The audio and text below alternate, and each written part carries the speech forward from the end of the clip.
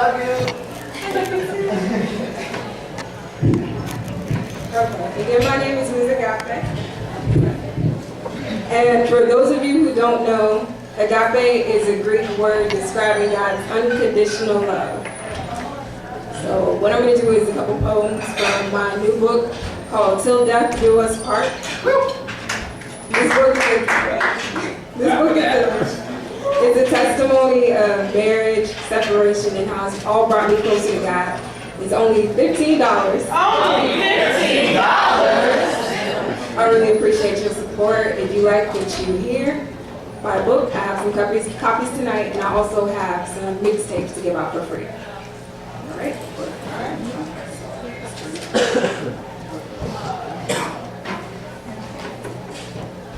The Spirit of the Lord is upon me, and He has anointed me with the gift of poetry, not just to flow, you see, but to flow through me, so that broken hearts can be healed and captives can be set free.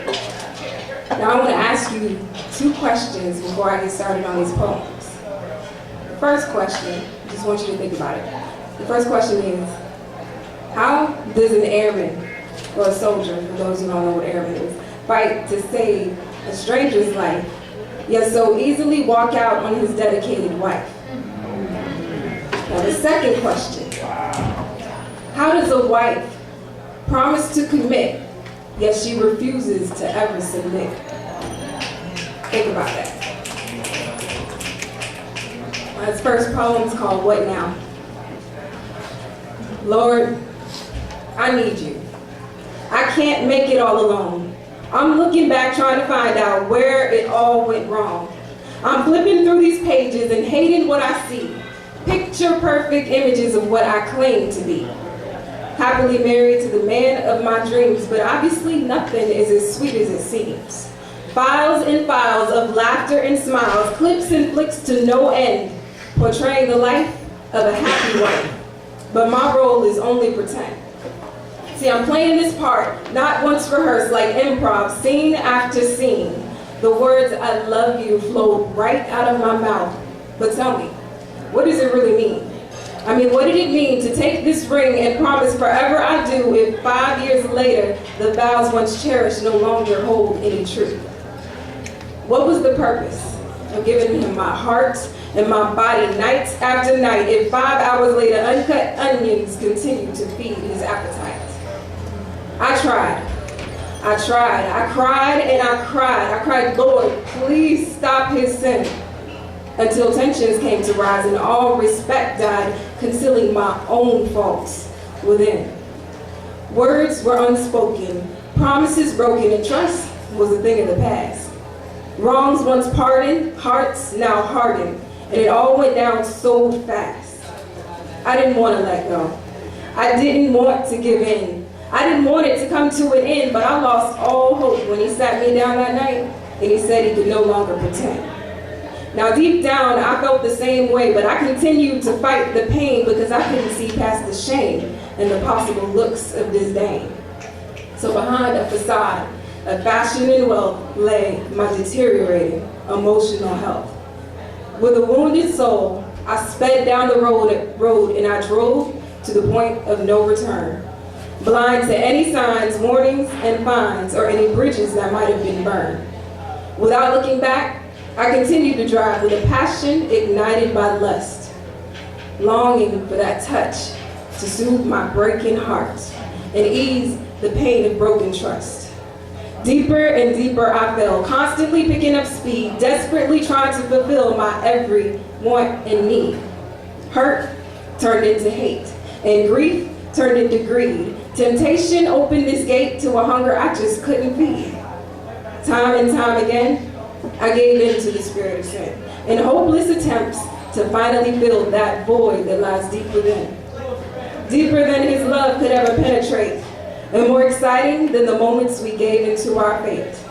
Sweeter than his kiss right down to my thighs, and more explosive than the night we said our goodbyes.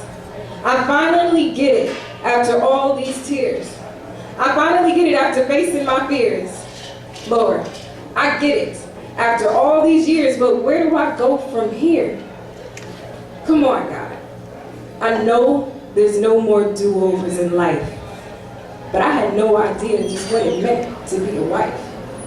And what more could I expect from a guy who never had love and affirmation from his own dad?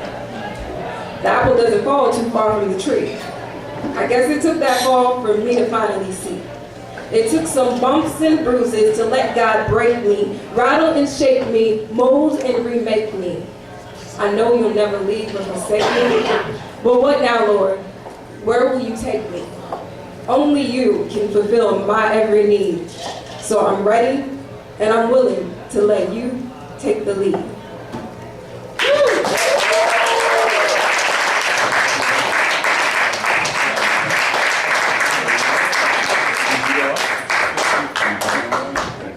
Now this next one is from the second book that I'm working on, but it pretty much gives you a whole scenario of what Til Death Do Us Part Volume 1 is about.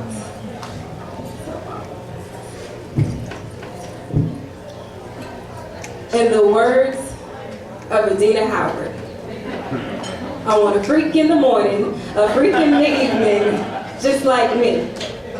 See, I had a roughneck brother, but he couldn't satisfy me. Okay, so maybe he did, but not in the bed. Let me tell you, this brother was all up in my head, turning me on with the things that he said and telling me everything that my heart wanted to hear. Yeah, this brother molested my ear.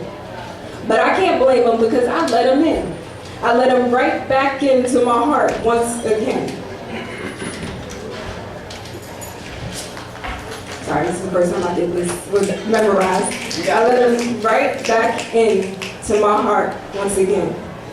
You see, I had this void deep down in my heart that my husband could never satisfy. So when things got rough, I sought to find what I needed in another guy. Yeah, I left 80 for only 20. And evidently it wasn't about the money because my husband took good care of me. And let me tell you, it wasn't about the sex either because once again, he took real good care of me. Now this void that I had deep down in my heart is what caused us to drift more and more apart. Long story short, we agreed to split, but this split was in word alone. And to make matters worse, my husband's in the Air Force, so this breakup was over the phone. He was overseas while I was stateside. And before we hung up, it was like a part of me died. I want to say that it's the part of my brain that transmits messages that let you feel pain. Now, a lot of us truly have that desire, but pain is protection when you're walking into the fire. Pain is what tells you to turn around. It says, hey, if you keep walking through it, you'll die.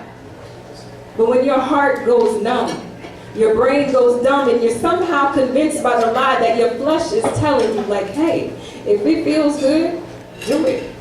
You deserve a relief. But the truth is, you're really accepting defeat. So yeah, I walked away. Well, halfway. But that's a whole other story in itself. Just read Til Death Do Us Part Volume 1.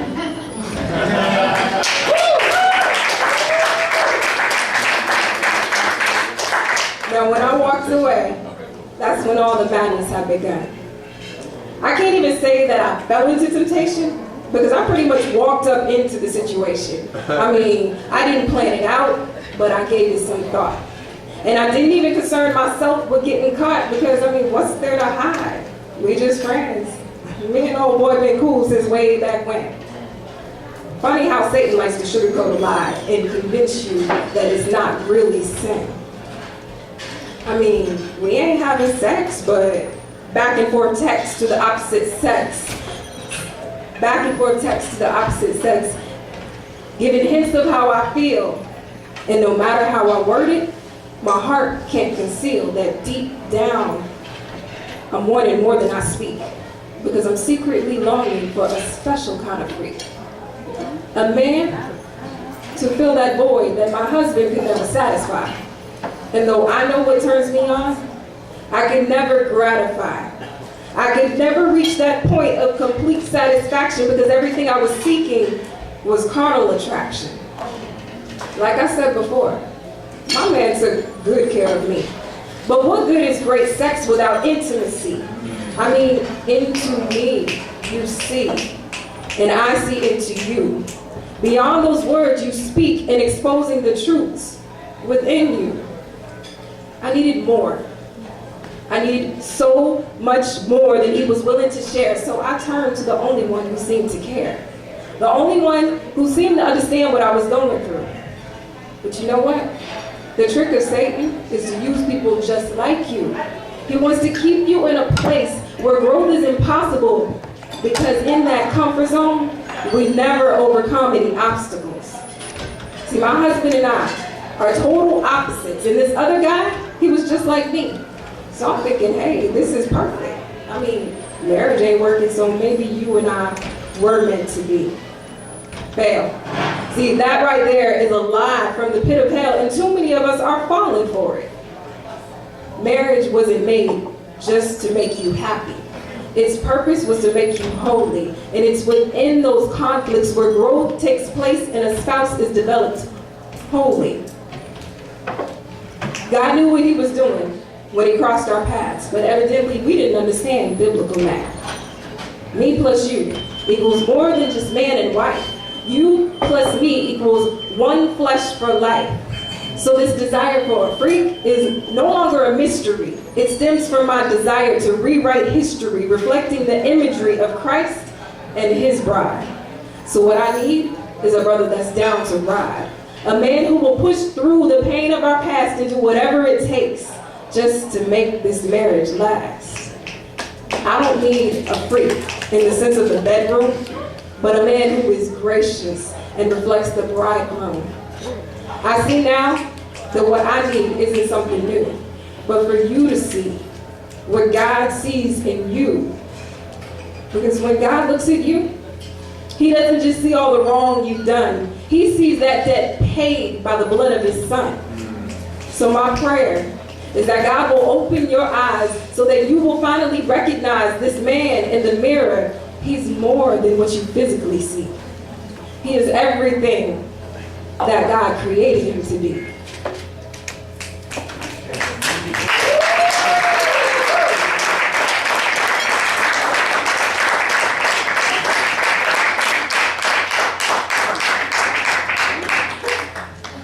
I have one more. It's called I Miss You. I love you. I miss you. And I want you to come home. I know you hear me calling, yet you're still stalling. Deep down, you want to talk, but fear convinces you to walk. What? You don't think I'll understand? Just relax and let me take your hand. You can trust me. I'll never let you fall, unless it's deeper in love with me. After all, there once was a time when you would let me see what you now choose to hide. But I see deep inside. I see past the lies. I see the hurt in your eyes from all of the tears you cried. Will you let me wipe those tears away? I promise, I'm here to stay. Will you let me back into my place in your heart? I know it's been vacant all the years we grew apart. In attempts to fill a void that only I can fill, you racked up so much debt, but I'll pay that bill.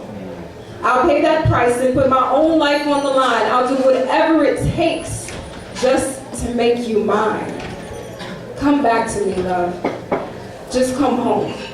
Because you'll never find true love no matter where you roam. You're looking all around for what's right in front of your eyes.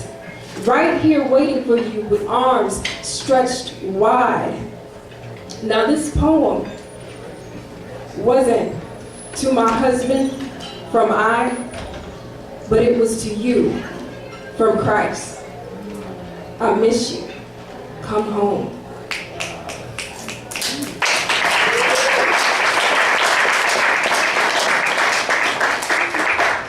And just one last thing I'd like to add. Obviously you can tell that I do love the Lord from my poetry.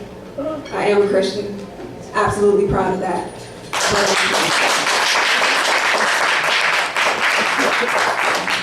And a big misconception that I think is going around, that people think that if you're a Christian, that means you're perfect. No, that doesn't mean you're perfect. It means that you recognize your imperfections and you're looking to the one who is perfect, Jesus, to perfect you more and more each day. So what I want to do is apologize on behalf of myself and any other Christian who might have reflected Christ the wrong way, because we're not perfect. We're just trying to be like him.